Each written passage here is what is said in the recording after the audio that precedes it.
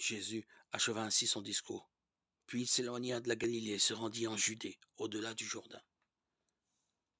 Une foule nombreuse le suivait, et là, il les guérit. Des pharisiens s'approchèrent de lui pour le mettre à l'épreuve. Ils lui demandèrent: « Est-il permis de renvoyer sa femme pour n'importe quel motif ?» Il répondit: « N'avez-vous pas lu l'Écriture ?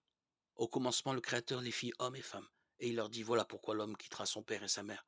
Il s'attachera à sa femme, et tous deux ne feront plus qu'un. À cause de cela, ils ne sont plus deux, mais un seul. Donc, ce que Dieu a uni, que l'homme ne le sépare pas. » Les pharisiens lui répliquent: « Pourquoi donc Moïse a-t-il prescrit la remise d'un acte de divorce avant la séparation ?» Jésus leur répond: « C'est en raison de votre endurcissement que Moïse vous a concédé de renvoyer vos femmes. Mais au commencement, il n'en était pas ainsi.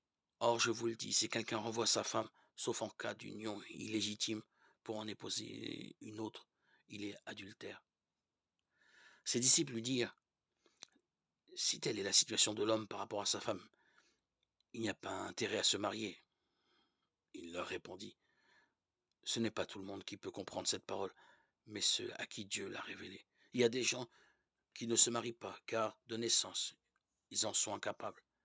Il y en a qui ne peuvent pas se marier, car ils ont été mutilés par les hommes. Il y en a qui ont choisi de ne pas se marier à cause du royaume des cieux. »